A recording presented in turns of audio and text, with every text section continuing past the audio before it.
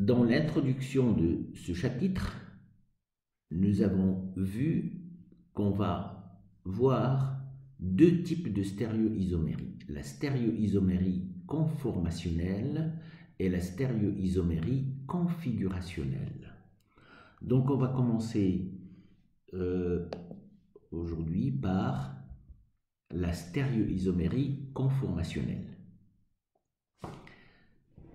Dans un premier temps, ce que vous devez savoir, c'est que cette stéréoisomérie conformationnelle, d'où elle vient?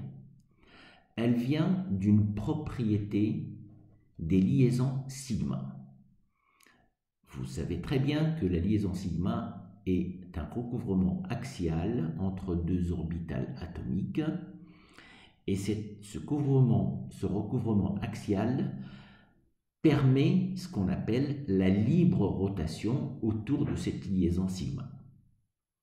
Donc, s'il y a une libre rotation autour de la liaison sigma, il va y avoir une infinité de possibilités d'écrire cette structure moléculaire selon la rotation qu'on va faire autour de cette liaison sigma.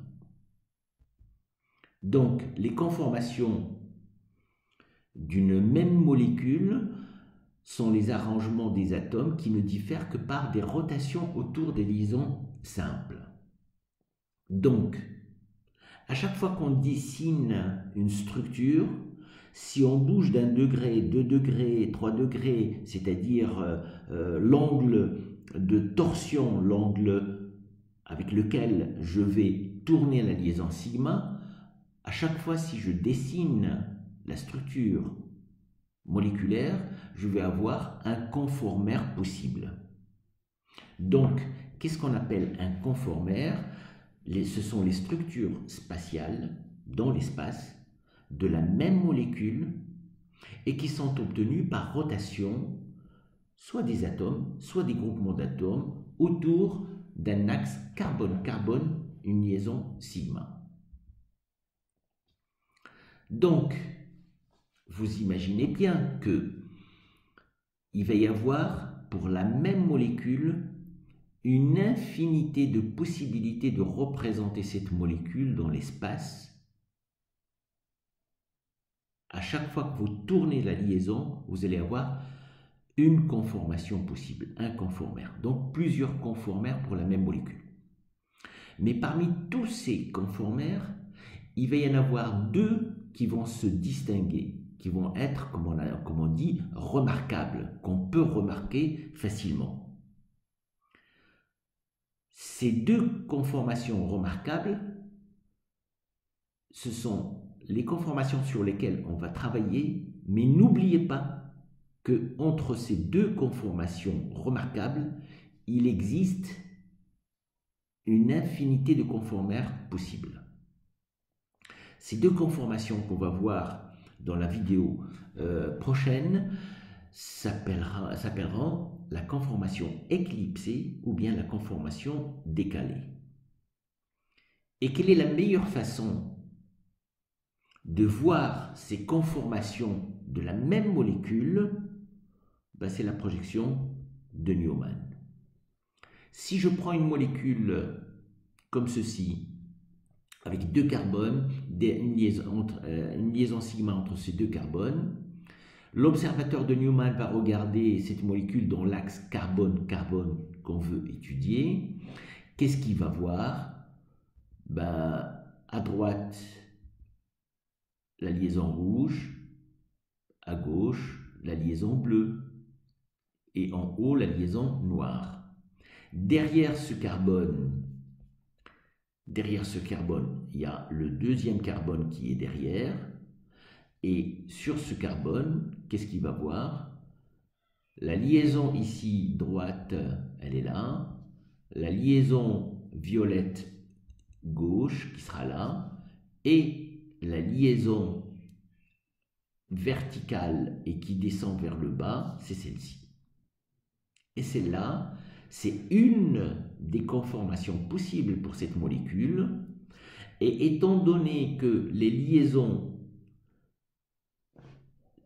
les liaisons entre, par exemple, cette liaison-là et cette liaison-là, l'angle est le plus important, le plus grand possible, entre cette liaison-là et cette liaison-là.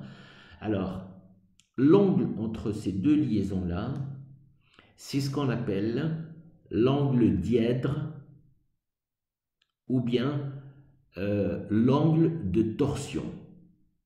On verra ça dans la vidéo prochaine. Donc, cette conformation décalée, on l'appelle décalée parce que l'angle dièdre est le plus important possible. Vous avez le droit de tourner cette liaison-là de autant de degrés que vous voulez. Bon, on va la tourner de 180 degrés.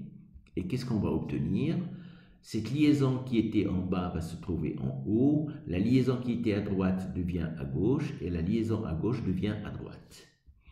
Si je regarde en tant qu'observateur de Newman la liaison carbone-carbone comme ici, qu'est-ce que je vais voir cette fois-ci? Eh bien, cette liaison-là, celle-là.